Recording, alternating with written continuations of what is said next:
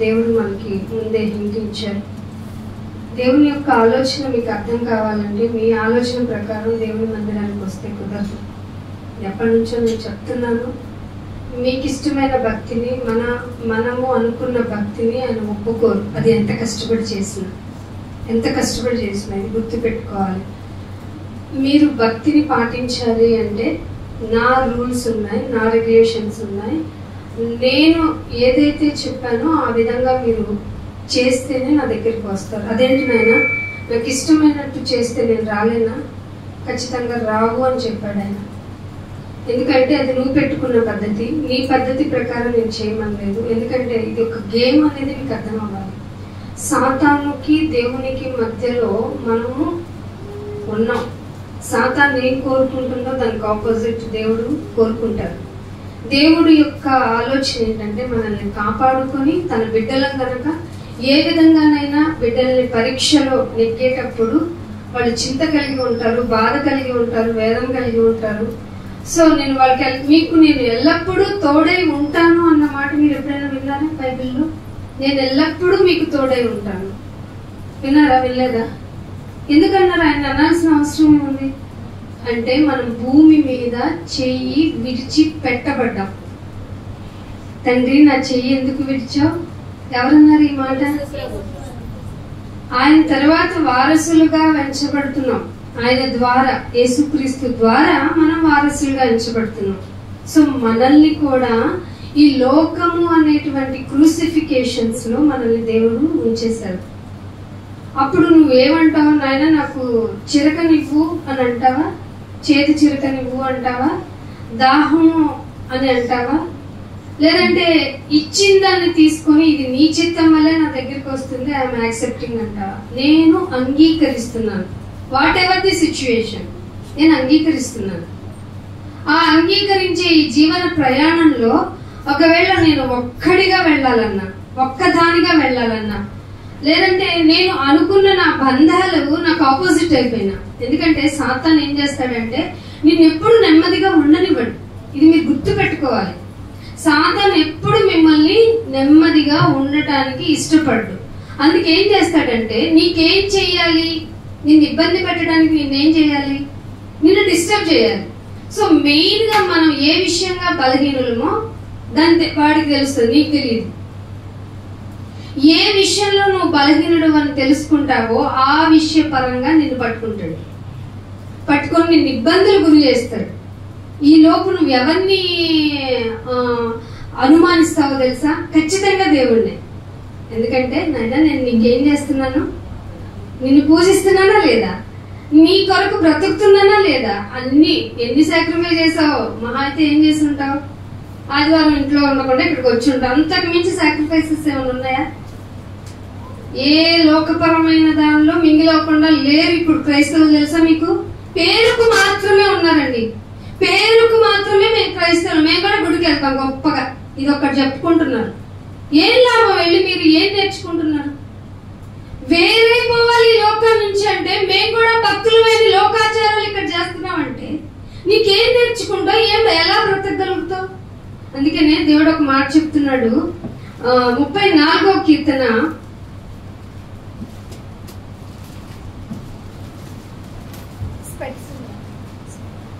34వ కీర్తన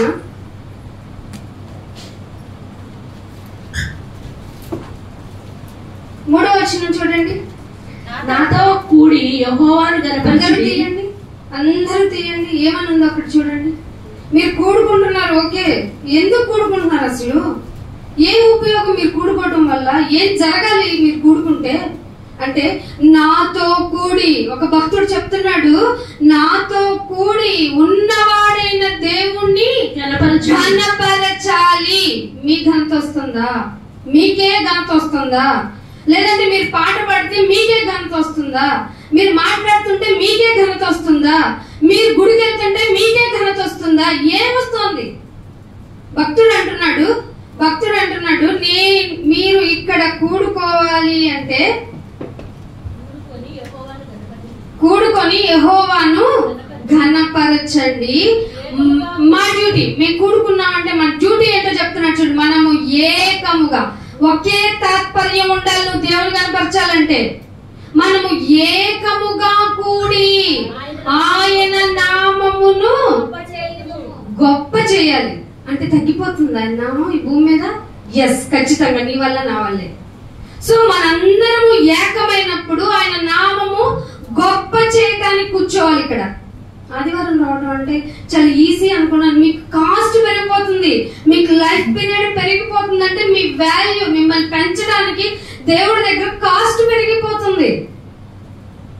తినేస్తున్నాను అనుకుంటున్నావు, నేను కష్టపడింది అనుకుంటున్నావు. గింజ భూమిలోంచి రావాలంటే రైతుకి ఏంటంటే గిట్టుబాటు ధర లేక ఉన్న పండించిందంత ఎక్కడ చేస్తున్నాడంటే రోడ్ల మీద పడేస్తాడట.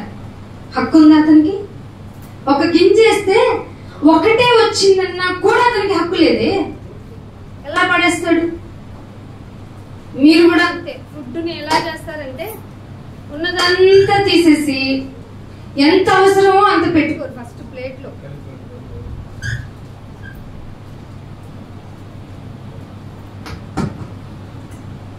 ఎంత అవసరమో ప్లేట్ లో అంత పెట్టుకోరు, ఎంత కావాలో అంత తినరు. ఏం చేయాలో అలా అసలు ముందు వండే దగ్గర నుంచి కంట్రోల్ రావాలి. మీరు అనుకుంటున్నారా మీకు ఇవ్వబడిన ఫుడ్ గురించి, వాటర్ గురించి, మీ ఫెసిలిటీస్ గురించి, మీకు ఇవ్వబడిన బిడ్డల దగ్గర నుంచి మీకు పోషించిన ప్రతి దాని గురించి దేవుని లెక్కడుగుతాడు? తెలుసా మీకు ఈ విషయం? ప్రతి దానిని దాని అవసరం నిమిత్తమే దేవుడు చేశాడు. కొరింథీ పత్రికలో మీరు విన్నారు కదా ఏమంట? తెలిసి వేస్ట్ చేసేవాళ్ళని ఏమంటారు? భూమి నుంచి ఒక ఫలం రావాలంటే భూమి దాని సారాన్నంతా తీసి దీనికి ఇవ్వాలి. తెలుసా మీకు? అవునా కదా? ఉట్టిగా టక్కున వచ్చేది కాయలు పాదు పెట్టామనుకోండి, ఒక చెట్టు మొలిసింది అనుకోండి, అలా వచ్చేది అంటామా మనం కూడా మూర్ఖుల్లాగా? ఇప్పుడు చాలా మంది ఎథిస్టులు ఏమంటారు? భూమి దానంతటా అదే తిరుగుతుంది, దాని డ్యూటీ అది తిరగడం. దానికి డ్యూటీ పెట్టింది ఎవరు? దానికి ఆ డ్యూటీ పెట్టింది ఎవరు కదా? దేవుడేనా?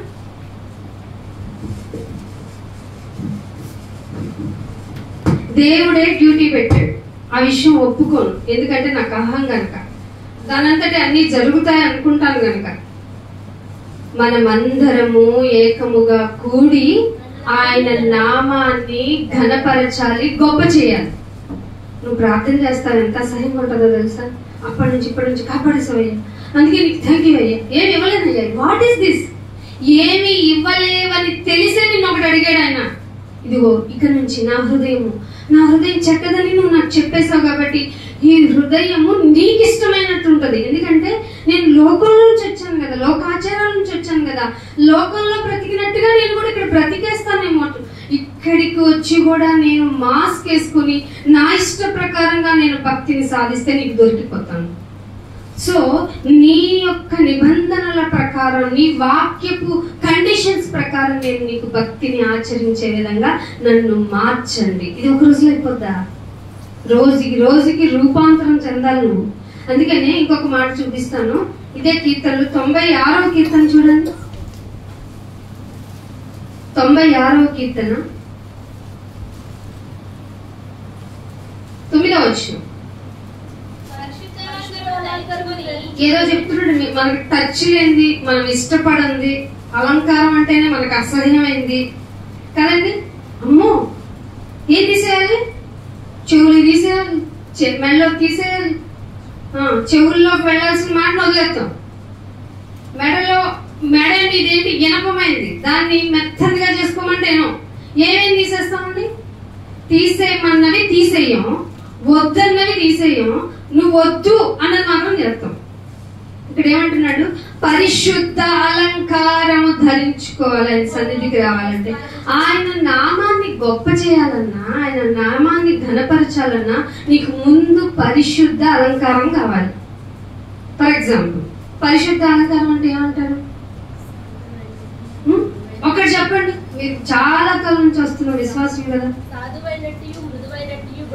సాధువు ఎక్కడ చూపించండి? ఒక క్రైస్తవ రాళ్ళలో కానీ క్రైస్తవ డో అని అనుకునే వాళ్ళలో సాధు తత్వం ఏమైనా కనపడుతుందా? సాధువు అంటే జంతువులను చెప్పగలం. ఆవు సాధు జంతువు, మనిషి క్రూర జంతువు కదా. వాటి మనకి మనమే పేర్లు.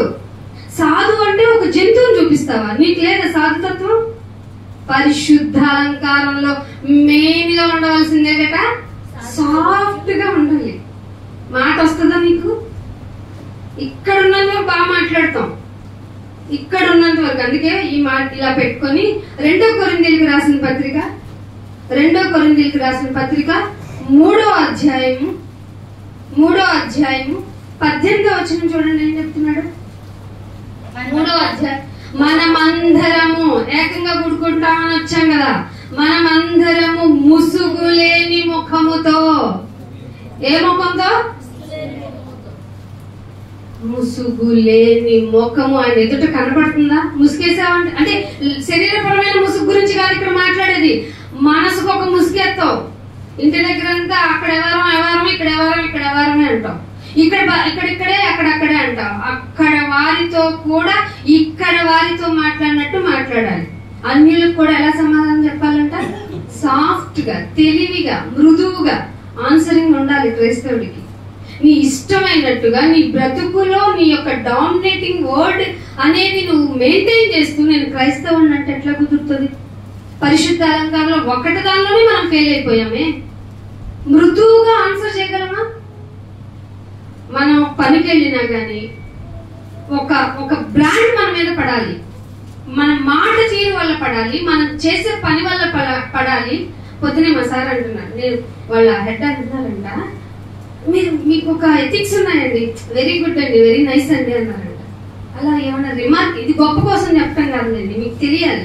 కొన్ని విషయాలు మీకు ఓపెన్ అయి చెప్పకపోతే ఇక్కడ చెప్పేవాళ్ళు ఒక యూజ్లెస్ ఫెలోస్ అనుకుంటారు. మీరు కూడా తెలియకుండా బయటకి ఎందుకంటారు ఇంటర్నల్ గా. ఒక ఎథికల్ లైఫ్ నీలో ఉంది అసలు? ఒక హెడ్ అనేంతగా నీకు నీ మీద నీకు రిపోర్ట్ చేయగలిగేంతగా నువ్వేమన్నా మారావా? నీ మనస్తత్వం మారిందా? నీ ఫ్యామిలీలోనే నీకు ఒక బ్యాడ్ రిమార్క్ ఉంది, అవునా కదా? చెప్పండి. మీరు చెప్పొద్దులే, మీ మనసులో అనుకోండి. ఎలా పడితే అలా మాట్లాడేస్తాం, ఎలా పడితే. అసలు వాళ్ళు కూడా పరిశుద్ధులే కదా, దేవుడు నమ్ముకొని వచ్చినాళ్లే కదా. పరిశుద్ధులైన నీవే ఇంకొక పరిశుద్ధుడు, అది నీ ఫ్యామిలీ మెంబర్ కే రెస్పెక్ట్ ఇవ్వడు, చిన్నవాడైనా పెద్దవాడైనా. అదే దేవుడి మాటలు చెప్తున్నారన్న రెస్పెక్ట్ కూడా ఉండదు చాలా మందికి. మీరేం దేవునికి ఘనపరచగలరు? మీరేం కూడుకొని ఏం చేయగలరు? మీ డబ్బు మీరు కొట్టుకుంటారు అంటున్నాడు దేవుడు. అందుకే అంటున్నాడు, మనం అందరము ముసుగులేని ముఖముతో ప్రభు యొక్క మహిమను అద్దంలా చూపించాలంట. చూపించగలుగుతున్నావా? ఏమండి ప్రభు యొక్క మహిమ చూడండి, నా బిహేవియర్ చూడండి, నా మాట చూడండి. అవును తిడతారు, తిట్టడం ఏంటండి? యేసు ప్రభు వారికి స్ప్లిట్ చేశారు మొహం మీద. ఆయన లేకుండా చెప్పండి, ఇది కూడా తెలియదు, ఆయన లేకుండా ఏదైనా కలిగిందా? కలగలేని ఆయన శరీర రూపిగా భూమి మీదకి వచ్చినప్పుడు ఆయనకి రిజెక్టింగ్ వచ్చిందా, సత్కారం జరిగిందా? మరి అంత రిజెక్టింగ్ లో ఆయన ఎవరి పని నెరవేర్చేసి సమాప్తమైన శిలువ మీద చేయెత్తారు? మనుషులందరినీ సంతృప్తి పరిచారు ఆయన? లేదు, అందరూ వ్యతిరేకించారు. వారి కేకలే, అందుకే క్రూసిఫికేషన్ అయింది, అందుకే శిలువ జరిగింది. ఒకవేళ లేదు నాయన నువ్వు చేసింది త్యాగం, నీ త్యాగం ఎంత గొప్పదని ఆనాటి తన వంశస్థులే తన వారే అనుంటే ఆయనకి ఆగతి పట్టేది కదా. అఫ్ కోర్స్ యాగం జరగాలి, అలా జరుగుతుందని తెలిసే కదా దేవుడు తన కుమారుని పంపించేశారు. ఏమంటున్నాడు? మనమందరము ముసుగులేని ముఖముతో ప్రభు యొక్క మహిమ అద్దం వలె ప్రతిఫలింపాలి. ప్రతిఫలింప చేస్తున్నావా నువ్వు ఇక్కడికి వచ్చి? కూడుకోవడం అంటే సామాన్యమైన విషయం కాదు. నీకు డే పెరుగుతుందంటే ఇవి దేవుడే సమయమును ప్రొలాంగ్ చేస్తున్నారని. ఏమండి టైం ఇవ్వండి, టైం. ఎప్పుడైనా ఎగ్జామ్ నోటిఫికేషన్ ఎక్స్టెండ్ అయింది అనుకోండి, జాబ్ నోటిఫికేషన్ ఎక్స్టెండ్ అయింది అనుకోండి, ఎలా ఉంటది? అమ్మయ్య చాలా హ్యాపీ అని ఆనందం. అసలు లైఫ్ కే మనకి ఎక్స్టెన్షన్ జరుగుతుంది బై గాడ్ అనేది ఎంత అద్భుతమైన కార్యం అండి. ఎంత కాలం ఈదాలి ఈ లోకపు శ్రమలతో అనుకోకూడదు. నాయన ఈ రోజు ఇచ్చావంటే ఈ రోజులో నేను చేయాల్సిన నా టాస్క్. ఎవరు ఎదురవుతారో తెలియదు, ఎందుకు మనతో గొడవ పెట్టుకుంటారో తెలియదు, ఎవరు మన లైఫ్ లోకి వస్తారో తెలియదు, మనల్ని ఎలా ఎగ్జామ్ చేస్తారో తెలియదు, ఎవరు వస్తారో తెలియదు, ఎందుకు మోసం చేస్తారో తెలియదు. ఎవరు ఎంత ఆప్తులు అనుకుంటామో వారి నోటి నుండే పదునైన మాటతో మనల్ని గాయపరిచేస్తారు. అట్లాంటి సమయంలో కూడా నేను నిన్ను మాత్రమే ఘనపరచటానికి, గొప్ప చేయటానికి ఉన్నాను అన్న సంఘంలో విశ్వాసులు ఎవరు? ఇది దేవుడు ఈరోజు అడుగుతున్నాడు. పరిశుద్ధ అలంకారం ధరించుకొని నమస్కారం చేసి ఆయన సన్నిధిలో 96:9 కీర్తనలో 96:9 ఏమంటున్నాడు? ధరించుకొని యెహోవాకి నమస్కారం చేయాలి. మీరు ఇక్కడికి రాగానే అయ్యగారికి వందనాలు చెప్తారు కదా, అంతకంటే ప్యూరిటీ ఆఫ్ సోల్ తో మనసులో ఆయనకి నమస్కారం చేయాలి. నమస్కారం చేసేటప్పుడు ఆయన సన్నిధిలో ఎలా ఉండాలట? నిద్రపో పాప, ఇక్కడ తప్ప నీకు ఎక్కడ ప్లెజెంట్ గా ఉంటా చెప్పు అనుకోవాలా? వణికి పోవాలి ఇక్కడికి వస్తే. ఎందుకంటే ఆయన మాట నీకు ఇప్పుడు ఇదిగో అల్పులైన మా నోట ద్వారా వినపడే విధంగా ఆయన చేశాడు. అవును, వీళ్ళతో చెప్పిస్తాను, మారవా? వీళ్ళతో చెప్పించినంత మాత్రం నా నామం ఏమన్నా డౌన్ అయిపోద్దా? నా నామము వీళ్ళు చెప్పినా గొప్పదే, చెప్పకపోయినా గొప్పదే కదా. నువ్వు నన్ను చూడాలి కదా, నేను ఎంత గొప్పవాడినో చూడాలి కదా, నేను ఏ విధంగా ఏమేమి చేయగలను నీకు తెలియాలి కదా. చెప్పేవారిని బట్టి నన్ను కాస్టింగ్ చేస్తావేంటి? నువ్వు నా రేట్ ఇంత అంటావేంటి? దాన్ని ఒక చందరూపంలో చెప్తుంటే వెళ్ళిపోతావేంటి? నీకు మాట వినాలి కదా. నువ్వు వచ్చి కూడుకుంటున్నప్పుడు నన్ను గొప్ప చేయాలంటే నా మాట ఏంటో నీకు తెలియాలి కదా. నా మాట ప్రభావం ఎక్కడ వరకు తీసుకెళ్తుందో, నేను ఎంత డేంజరో కాయిన్ అదర్ సైడ్ నీకు చూపించాలి కదా. చూపించాలంటే ముందు నీ బ్రతుకులో ఉండాలి కదా, అది పరిశుద్ధ అలంకారమై ఉండాలి కదా. అప్పుడే కదా నా సన్నిధికి వస్తే నేను ఎంత వాల్యుబుల్ గాడ్ నీకు అర్థమవుతుంది. అప్పుడే కదా నీకు వణుకొస్తుంది. ఇంకొక మాట, అదే కీర్తనలు 17వ కీర్తన 3వ వచనం. రాత్రి వేళ ఎప్పుడు దర్శిస్తాడు దేవుడు? ఎప్పుడు దర్శిస్తాడు? మీకు క్లూ ఇస్తున్నానండి. దేవుడు మీరు ఫాస్టింగ్ లో ఉన్నప్పుడు, దేవుడు మీరు మందిరంలో ఉన్నప్పుడు, దేవుడు మీరు చక్కగా పరిశుద్ధుల మధ్య కూర్చున్నాం అనుకుని మిమ్మల్ని మీరు భ్రమపరచుకుంటున్న టైంలో ఆయన మిమ్మల్ని చూడరు.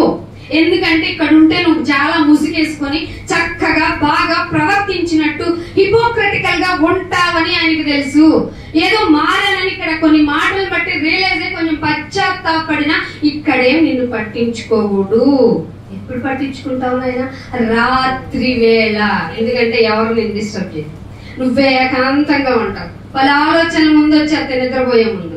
అందుకే రాత్రి వేళ నీవు నన్ను దర్శించి నా హృదయాన్ని దర్శించి ఏం చేస్తానైనా? బిడ్డ నీకేం కావాలని అడుగుతానా? అట్లాంటి దేవుడు కాదు నేను. నీ హృదయం నాకు కావాలి కాబట్టి నీ హృదయాన్ని పరిశీలిస్తాను. మార్నింగ్ నాకు అప్రోచ్ అయిన పర్సన్ ఎలా ఉన్నాడు, వాడితోటి ఆమెతోటి నా యొక్క మాట తీరు ఎలా ఉంది? ఒక అప్పు కావాలనో లేదంటే ఒక హెల్ప్ కావాలనో వచ్చిన నాకంటే బలహీనుడు, తగ్గి లోకపరంగా తగ్గి ఉన్నవాడు, అంటే పూర్ పర్సన్ నాకు ఎదురైనప్పుడు నా బిహేవియర్ ఎలా ఉంది? అంతే కదా, ఇవే కదా ఆయన చూస్తారు. ఇలాంటివన్నీ నువ్వు ఆలోచించుకుంటా ఉన్నప్పుడట నీ హృదయము, అర్థమవుతుందా నీకు? హృదయము ఇది ఇంపార్టెంట్. గణపరచాలంటే, ఆయన నామాన్ని గొప్ప చేయాలి అంటే ముందు నీ హృదయం బాగుండాలి. హృదయమును పరిశీలించితివి, అప్పుడు దావీదు గారు అన్నాడు, అప్పుడు నీకు ఏ దురాలోచన. మరి నీకు నీ విషయానికి వస్తే, నా విషయానికి వస్తే ఏ దురాలోచన నాకు లేదని చెప్పగలిగేంత కెపాసిటీ ఉందా నీ సోల్కి? రాలేదు నాయన. ఏ విషయంలో నేను తప్పిపోలేదు నాయన. నన్ను కాపాడింది నీ మాట నాయన.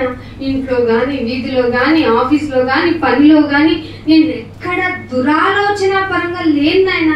నువ్వు పరిశీలించావు కదా, నువ్వు కనుక్కున్నావు కదా అని ప్రార్థన చేసావా? చేస్తావా? ఇప్పుడేమన్నా అనుకుంటే ఇక్కడికి ఏమన్నా వచ్చావా? అసలు రావు. నాకు తెలుసు. నాకే తెలుస్తుందంటే అసలు హృదయ ఆలోచనలు ఎరిగిన ఆ మహాదేవుడికి తెలియదంటారా? హృదయమును పరిశీలించితివి, నీకు ఏ దురాలోచన కానరాలేదు. అసలు నోటి మాట చేత అసలు నేను అతిక్రమించలేదు నాయన నీ నిబంధనని. ఇది లోకానికి వేరే బ్రతికే వాళ్ళ యాక్టివిటీస్. నోటి మాటతో కూడా అతిక్రమించలేదా? అందుకే దావీదు హృదయ అనుసరణ. దావీదు నాకు హృదయంలో ఇష్టమైన వాడు తెలుసా. నీ గురించి నా గురించి చెప్తాడు. ఒక రోజు వస్తుంది ఆయన సభ ముందు అందరూ కోటాను కోటి, మన ఇండియన్ పీపుల్ 800 crores ఉంటే వరల్డ్ వైజ్ ఎంతమంది ఉంటారు? సారీ, టోటల్ గానే 800 crores కదా వరల్డ్ వైజ్. మరి అంతకు ముందు చచ్చిపోయిన వాళ్ళు, బిఫోర్ చచ్చిపోయిన వాళ్ళు, అసలు ఆదాము నుంచే చనిపోయిన వాళ్ళు ఎన్ని కోట్ల మంది ఉంటారు. ఆ మహాసభలో నిన్ను పిలిచి, నా బిడ్డ ఎంత బాగా బతికావురా, ఎలా బ్రతికావు, నేను ఫెసిలిటీస్ కొన్ని ఇచ్చాను, అసలు చాలా లోకంలో చాలా మంది గొప్పది ఐశ్వర్యమైంది, ఇది దీని వల్లే బ్లెస్డ్ అనుకున్నది కూడా నీకు ఇవ్వకపోయినా నా కొరకు బ్రతికి చూపించావు, ఇది కదా నా బిడ్డ యొక్క లక్షణం అంటూ ఉంటే ఉంటదండి మన హృదయం. అది ఉప్పొంగటం అంటే. అప్పుడు చూపించండి మీ డంబాన్ని అంతా. ఇప్పుడు ఏ డంబము చూపించాల్సిన అవసరం లేదు, తగ్గించుకోవాలి. నా నోటి మాటతో కూడా నేను అతిక్రమించలేదు. మనందరం ఈ మాటలో తప్పిపోయాం, అవునా కదా? ఎన్ని నోటి మాటలతో ఎన్ని విషయాల్లో అతిక్రమణ చేశాం. అతిక్రమము చేయవాడు వదిలితాడా? తెలుసు మనకన్నీ, కానీ చేసేస్తాం. ఇదే మన లక్షణం ఇది. అందుకే ఇంకో మాట 73వ కీర్తనలోని 73వ కీర్తన 14వ వచనం. దినమంతయు నాకు, ఒకవేళ ఆయన ఆజ్ఞలను పాటిస్తుంటే నీకు మెయిన్ గా ఎక్స్పీరియన్స్ అయ్యేది ఏంటో తెలుసా? నీకు దినమంతా ఏడిపే వస్తుంది.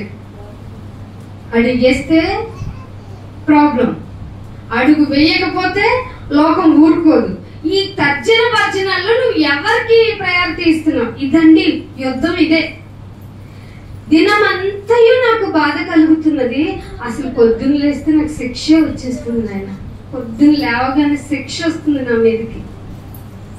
నువ్వు నన్ను చూస్తావు, నా గురించి ఆలోచిస్తావు, నా పరిస్థితులన్నీ ఎరిగిన వాడవి అని నీ దగ్గరకు వస్తున్నాను.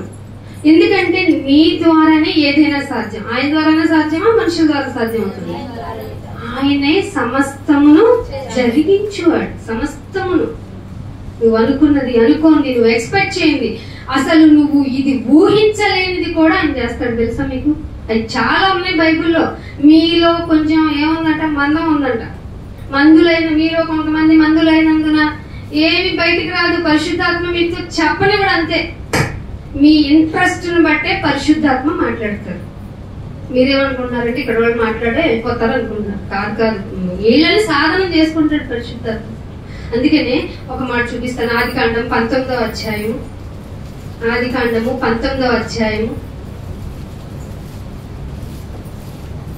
15వ వచనం. 19వ అధ్యాయము అర్థం చేసుకోండి. తెల్లవారుతుంది. ఇది ఏదో వాళ్ళ సిచ్యువేషన్ అనుకోకండి. తెల్లవారినప్పుడు ఆ దూతలు త్వరపెట్టి లెమ్ము, దోష శిక్షలో నశించకోకుండా ఉండాలి అంటే ఆ దోష శిక్షలు ఎప్పుడు స్టార్ట్ అవుతాయి? ఫర్ ఎగ్జాంపుల్ మనం చెప్పింది ఉదయమునే తెల్లవారిన తర్వాత. ఎందుకంటే రాత్రి పరీక్షిస్తాడు కదా ఆయన. ఏం పరీక్షిస్తాడు ఆయన? హృదయాన్ని పరీక్షిస్తాడు. నువ్వు ఒకళ్ళని మాట అనాలన్నా, మాట పెట్టాలన్నా, ఏం చెయ్యాలన్నా నీ హృదయాన్ని బట్టే కదా చేస్తావు. ఆ హృదయపు ఆలోచనలు పరిశీలించిన ఆయన తెల్లవారిన తర్వాత డెసిషన్ తీసుకుంటాడు. అందుకే వీళ్ళు లోతు గారు యొక్క విషయానికి వచ్చేటప్పటికి ఆ ఊరంతా ఎట్లా ఉంది? దోష శిక్షలో ఉంది. తెల్లవారినప్పుడు దూతలు లోతును త్వరపెట్టారంట. ఎందుకంటే లోతు మనస్తత్వం మంచిది. ఎంత మంచిదంటే మీ కొత్త నిబంధనలో కూడా ఆయన మర్చిపోలే పేతురు గారు. ఈ లోకంలో జరుగుతున్న ప్రతి విషయాన్ని బట్టి అంటే ఆయన ఏడుస్తూనే ఉన్నాడంట. మీరు ఎక్కడికండి ఎక్కడుందో మాట కొత్త నిబంధనలో పేతురు గారు చెప్పారు. నువ్వు అసలు ఏడుస్తున్నావా? మన విషయంగా పశువులు ఎంత బాధపడుతున్నాయో తెలుసా? నీ పశువుల పరిస్థితిని జాగ్రత్తగా చూసుకున్నాడు ఒక జ్ఞాని. చాలా చోట్ల మీకు ఎర్త్క్వేక్స్ జరిగినప్పుడు, మన ప్రీవియస్ 2012 బిఫోర్ అనుకుంటా సునామీ వచ్చినప్పుడు చాలా మంది జంతువులు హిల్ ఏరియాకి వెళ్ళిపోయినాయట. వాటికి ముందుగా తెలుస్తుంది. మొన్న ఈ మధ్య జరిగిన వాటిలో చాలా వీడియోస్ వచ్చినాయి. మీ ఎదుట ఉన్న పశువులు మీ బిహేవియర్ గురించి భగవంతుడికి మొరపెడుతున్నాయన్న విషయం తెలుసా? ఎందుకు నేను మనుషుని పెట్టా, మనకేమో నోరు మూసేసావు, మాకు ఒకటే లాంగ్వేజ్ ఇచ్చావు. వీళ్ళేమో అన్ని సకల విద్యా ప్రావీణ్యులైన వీరు మహా వివేకులు, మహాజ్ఞానులు, మహా గొప్పవాళ్ళు అనుకున్న నీ బిడ్డలు చూసావు మమ్మల్ని ఎలా ఇబ్బందులు పెడుతున్నాయి. అయినా మాట్లాడడం, పుండు పడిన, కాలు ఇరిగిన, మా రక్తాన్ని చిందించైనా వాళ్లకు ఉపయోగపడతాం. తర్వాత నేర్చుకుంటాం లెక్క. మేము తెలుసా జంతువులు ఏమంటాయో? వాటికి నోరు ఇస్తే గాడిదేమంది? ఎవరితోనో కామన్ పర్సన్ అతను బిలాం గారు రాజు, పైగా దేవుని యొక్క ప్రవక్త. ఏం చెప్తే జరిగిపోయేది. బిలాం దగ్గరికి వెళ్ళి ఏం బిలాం నన్ను కొట్టేతో నోరు ఇచ్చాడు, వెళ్ళి బుద్ధి చెప్పు నువ్వన్నా వెళ్ళింది. గాడిద మాట్లాడితే భరించగలమండి మనం? యానిమేషన్స్ లో చూసుకుని మురిసిపోతాం కానీ నిజంగా కుక్కో, నక్కో, గ్యాదో, లేకపోతే మనం పెంచుకునే ఏ జంతువైనా మనతో నీచుడా, దుర్మార్గుడా, నన్నెందుకు హింస పెడుతున్నా, రోజు నా నా బిడ్డకి ఇవ్వాల్సిన పాలు నువ్వు తాగేస్తావేంట్రా అని అందే అనుకో. అంతెందుకు భూమి మీద మొక్కేస్తాం తినేస్తాం, పళ్ళుగా తింటాం, కాయలుగా తింటాం, ముక్కలు కాకులుగా ఎన్ని విధాలుగా వేర్లు కూడా వదిలిపెట్టాం మనం కదా, తినేస్తాం. వేర్లు అంటే చిలకడ దుంపలు, ఆ దుంపలు, ఈ దుంపలు ఉన్నాయి కదా, అవే వేర్లు. అది స్టోర్ చేసుకుంటుంది దాని ఫుడ్ ని. అవి మనం వినియోగించుకున్నాం ఇమీడియట్ ఎనర్జీ కావాలని. మరి అది కూడా దేవుడికి మొరపెడితే, అందుకే టోటల్ గా ప్రకృతి మొత్తం ప్రసవ వేదన పడుతుందని చెప్పేసింది బైబిల్. ప్రసవ వేదన తెలుసు కదమ్మా, మీరు ఎంత బాగుపడతారు. ఒక బేబీని బర్త్ ఇవ్వడానికి ఎంత ప్రసవ వేదన పడతాం. అంతకంటే కోట్ల సంవత్సరాల నుంచి భూమి ప్రసవ వేదన పడుతుంది నీ వల్ల, నా వల్ల. అందుకే ఏ విధంగానూ ఫుడ్ ను వేస్ట్ చేసుకోకండి. గాలి విషయంలో, లేకపోతే గాలిని ఎంత పొల్యూట్ చేస్తున్నారండి. 700 కోట్ల టపాసులు రూపాయలు చేశారంటే డబ్బు అంటే అది. ఒక 100 రూపాయలు కష్టపడి తెచ్చుకోవాలంటే ఎంత కష్టం అండి అది. ఒక పేదవాడికి తెలుస్తుంది 100 రూపాయలు తగలెట్టడం అంటే ఎంత బాధో. ఆహారం వస్తుందని 700 కోట్ల రూపాయలు శివకాశి నుండే, అక్కడ నుంచి మెయిన్ గా టపాసులు, క్రాకర్స్ పోతా ఉంటాయి. ఢిల్లీలో క్రాకర్స్ ప్రోహిబిటెడ్. ఎందుకో తెలుసా? పీల్చుకునే గాలి పొల్యూట్ అయింది. మీరు క్రాకర్స్ కనుక మళ్ళీ పేలిస్తే జనాలు చచ్చిపోయే ఛాన్సెస్ ఉంది కాబట్టి పేల్చకండి. అయితే హైకోర్టు దీనికి ఇన్వాల్వ్ అయ్యి మొత్తం ఇంప్లిమెంట్ చేయండి అంది. కదిలితే క్రాకర్స్, మెదిలితే crackers, sound pollution, air pollution. నీ వల్ల ఏంటి లాభం?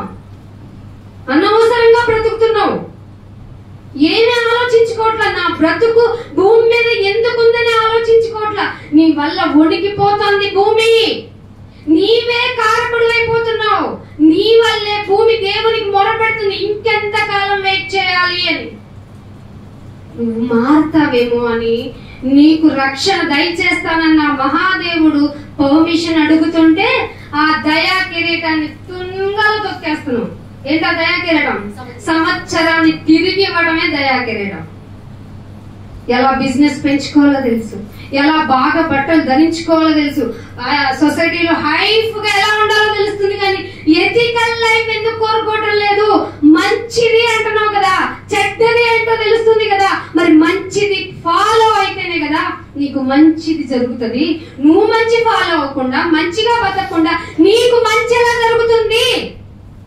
ఇది దేవుడు అడుగుతున్నాడు. అందుకే అంటున్నాడు, తెల్లవారితే లోతు దుష్టకాలం ఉంది. తెల్లవారినప్పుడు ఏ దోష శిక్ష జరిగిపోతుంది. సో నువ్వు త్వరగా వేరైపోయి వెళ్ళిపో. మీరు వేరైపోయారా? దోష శిక్ష కలిగిన ఈ లోకంలోనే మింగిలై అటు ఇటు ఉందాం అటు ఉందాం అని బ్రతికేస్తున్నారా? తినుటకు ఆహారాన్ని ఇచ్చాడు, త్రాగుటకు నీరునిచ్చాడు, అన్ని ఇచ్చిన ఆ దేవుణ్ణి మరిచి లైఫ్ ని ఎంజాయ్ చేయడం అంటే ఏంటో అంటున్నావు కదా. నాకు భక్తి చేయడం తెలుసు, నేను వచ్చి ఆయనకి నాకు ఒక పాట, మాట, చంద, రూపాయి ఇచ్చి వెళ్ళిపోతాను అంటున్నావా? అసలు అది భక్తి అని అంటారా? రోజు రోజుకి నీ ప్రవర్తన దిగజారుతుంది తప్ప ఆయన మాటల వల్ల నీ హృదయం మారటం లేదు, ఇంకా కఠినం అవుతుందంట. అందుకే నీకు మాట చూపిస్తాను. హోషేయ గ్రంథము 10వ అధ్యాయం. హోషేయ గ్రంథము 10వ అధ్యాయం.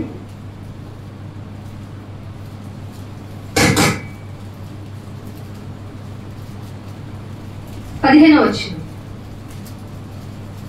10వ అధ్యాయము 10వ వచనం. 15.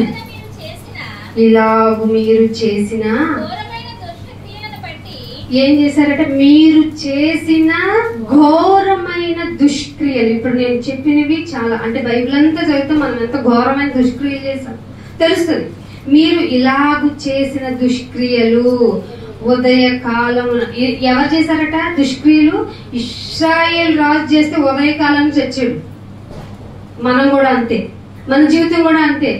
మన జీవితంలో దుష్క్రియలు గనక నువ్వు మానుకోకపోతే రాత్రి పరీక్షించిన దేవుడు తెల్లవారిన తర్వాత ఉదయానికి డెసిషన్ తీసేసుకుంటారు.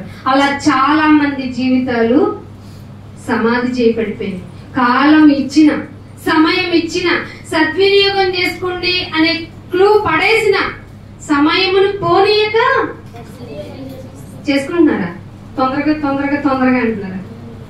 ఎంత సమయం ఉంటే అంత సమయం ఆయనకు బ్రతికి చూపించడమే క్రైస్తవ్యం అంటే. అది యాక్టివిటీలో ఎక్కువ ఉండాలి. నీతి లేని క్రియలు వల్ల ప్రయోజనం ఏమిటి? వ్యర్థమే కదా. ఈ విశ్వాసం అప్పుడు ఏమైపోద్ది? చచ్చినట్టే. అంటే అందుకే అది చూసే ఆ పరిశీలన ఏమన్నాడు యేసుప్రభు గారు? మీరు సున్నగొట్టినా చచ్చినోడు మీరు అన్నాడు. బ్రతుకుతూ తింటాడు మనసు. వాళ్ళ ఈగో ఏమైపోద్ది?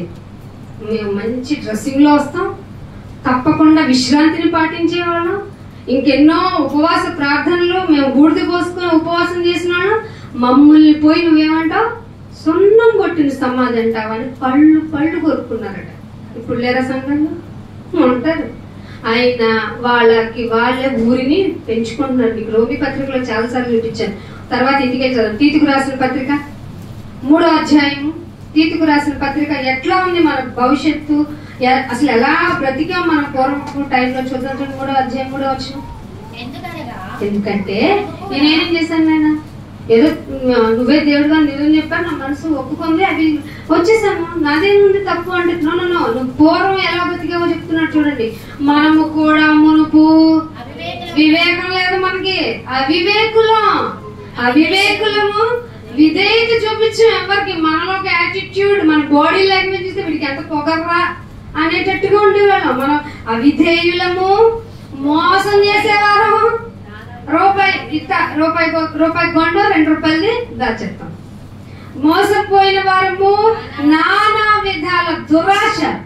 1 కాదు 2 కాదట. ఎన్ని నానా విధాలు ఎన్ని ఉన్నాయో. ఓ తలవాడు తీసుకున్నా కూడా ఇంకా నానా విధాలు ఉంటాయి. నానా విధములైన దురాశలకు అవసరానికి మించినదే భోగం. అందరం ఏం కోరుకున్నామంట? మనం ప్రీవియస్ ఏం కోరుకున్నాం?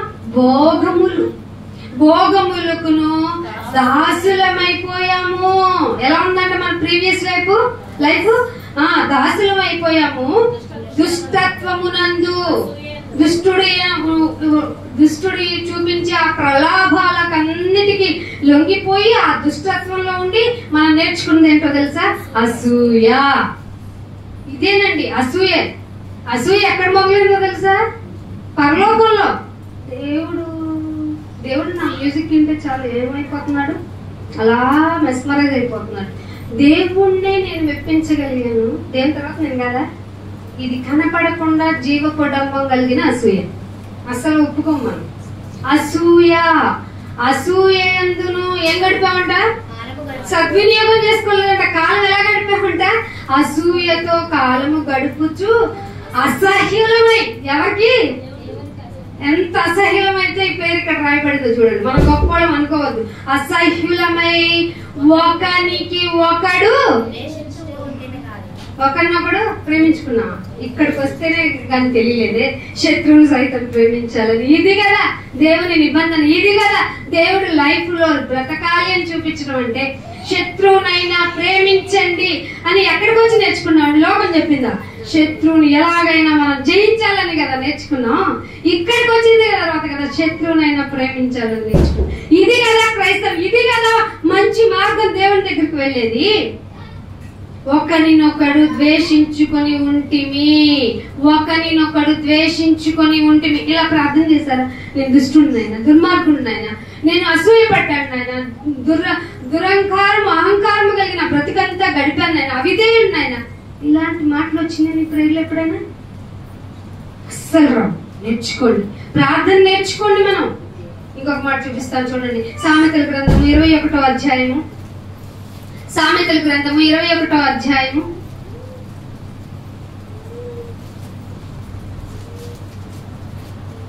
3వ వచనం. ఏం కావాలట? ఈ రెండు అస్సలు ఉండవు మన దగ్గర. నీతి. ఎప్పుడు నీతినైనా నీ దగ్గర ఉన్నప్పుడు నేను నీతిగానే ఉంటానే, న్యాయంగానే ఉంటానే. నువ్వు లోకంలోనికి వెళ్ళినప్పుడు నీకు ఫర్ ఎగ్జాంపుల్ ఏదైనా పర్చేజ్ చేయాలనుకున్నా, ఏదైనా కొనాలనుకుంటున్నావు, నీకు ఊరికినే వచ్చేస్తుందంటే తీసుకోవద్దు, అస్సలు తీసుకోవద్దు. ఇది నీతి. ఎందుకు నీతిగా ఉన్నప్పుడు నీకు ఊరికినే ఎందుకు అడుగుతావు? నీతి న్యాయములను అనుసరించి నడుచుకొనుట నీవు బలులను అర్పించుట కంటే ఏ బలితో పాత నిబంధనలో వాళ్ళు ఏవో గొర్రెలని మేకల్ని బలిచ్చారు. కానీ నీతి న్యాయముగా అనుసరించడమే బలులు అర్పించుట కంటే దేవునికి ఇష్టం. ఉన్నవాడైన దేవునికి ఇష్టం. నేను అడగలేదురా నిన్ను బలిమని, నేను ఏమైనా మాంసాన్ని తింటాను అనుకున్నావురా? ఇది అది అన్నాడు దేవుడు. నాకేమన్నా రక్తం కాగుతాను అనుకున్నావురా? నాకెందుకురా? మీలో ఒక రియలైజేషన్ రావాలి. నా పాప నిమిత్తం ఒక ఇన్నోసెంట్ యానిమల్ చచ్చిపోవడం ఏంటి? అసలు నేను పాపమే చేయకుండా ఉంటే చాలు కదా. అలా నన్ను ప్రవర్తించడానికి ఏమైనా రూల్స్ ఉన్నాయా, రెగ్యులేషన్స్ ఉన్నాయా అంటే ఇచ్చాను. అందుకే నిబంధన గ్రంథములు ఎందుకు ఇచ్చాను? ఎందుకు మిమ్మల్ని ఫాలో అవ్వమంటున్నాను? నీతి న్యాయంగా నడుచుకుంటే నాకు అదే ఇష్టం. ఇంత ఇచ్చేసానయ్యా అయ్యగారు, ఇంత ఇచ్చాను, నేను ఇంత ఇస్తున్నాను. ఎవరి కోసం ఇస్తున్నావు? ఎన్నైనా ఇచ్చేసి ఎలాగైనా బ్రతకొచ్చని ఇస్తున్నావా? ఇచ్చే విధానంలో నీ హృదయాన్ని పరిశీలిస్తాడు. అందుకే ఇర్మియా గ్రంథము ముగించేస్తాను. ఇర్మియా గ్రంథము 30వ అధ్యాయము. ఇర్మియా గ్రంథము 30వ అధ్యాయము 17వ వచనం. ఎవరిను లక్ష్య పెట్టని సియోనుననియు వెలివేయబడినదనియు నీకు పేరు పెట్టుచున్నారు. అయితే నేను నీకు ఆరోగ్యము ఏం చేస్తాడట ఆయన? ఆరోగ్యము కలుగజేసేదను. నిన్నెవరు చూడరు, నువ్వు గుడికొస్తేనే నా ద్వారా నువ్వు రక్షింపబడతావు అన్నాడా? అందులో నేనే నీకు ఆరోగ్యము కలగజేసేదను. నీతి న్యాయాలను కనుక నువ్వు అనుసరిస్తే నీకు ఇచ్చేది ఎవరు ఆరోగ్యం? నేను ఇస్తాను అని చెప్పిన ఆ దేవుణ్ణి పక్కనెట్టేసి మా గుడికిరా నీకు బాగైతుంటే నేను నమ్ముతానా? నమ్మాలా?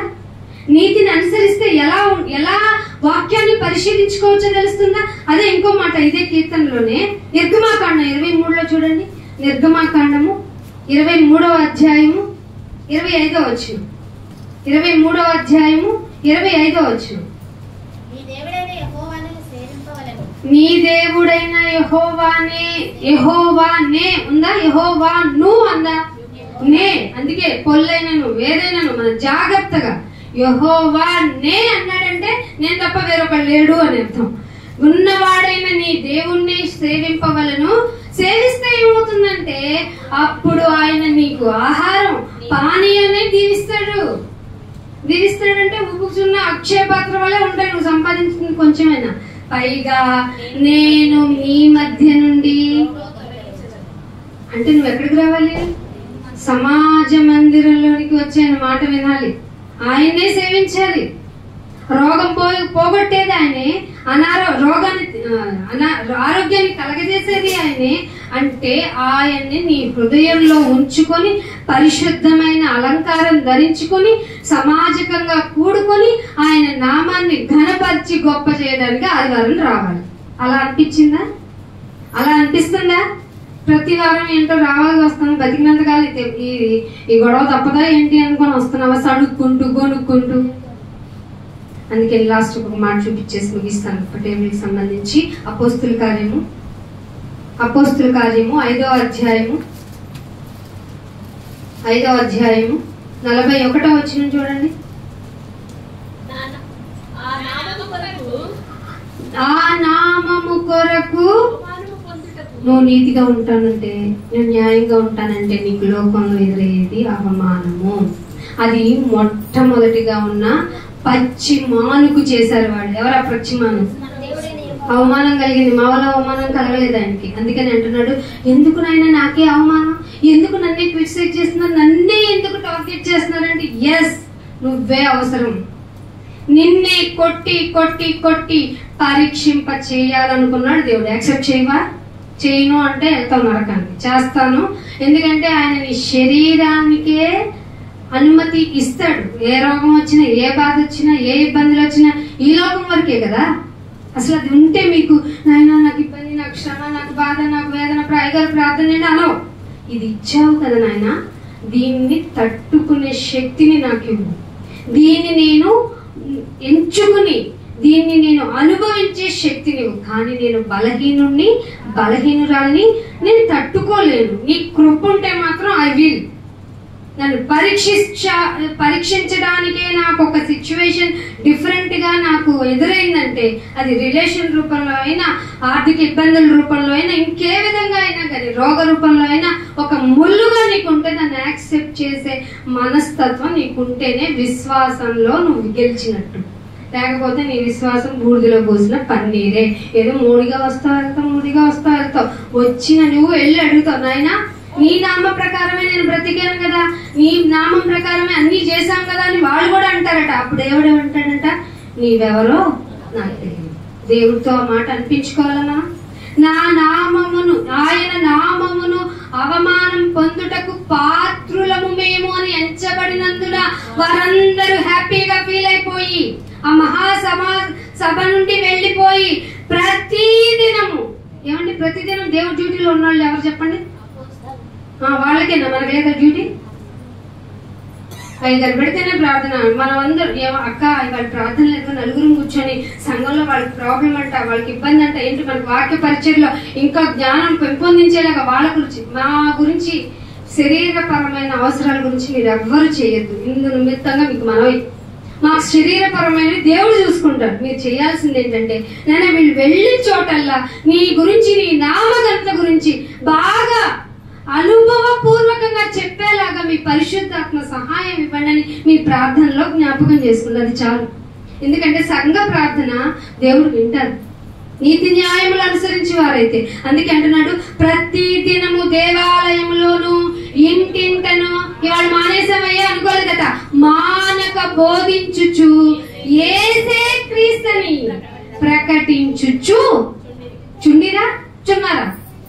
చుండిరి అంటే జరగాలి క్రియ, ఈ పని జరుగుతూనే ఉండాలి. సత్యానికి స్తంభమైన ఈ సంఘాలు అని పేరు పెట్టుకుని మేము క్రీస్తునే ప్రొక్లైమ్ చేస్తామని బ్రతుకుతున్న ప్రతి సంఘము ఆయనని ప్రకటిస్తూనే ఉండాలి.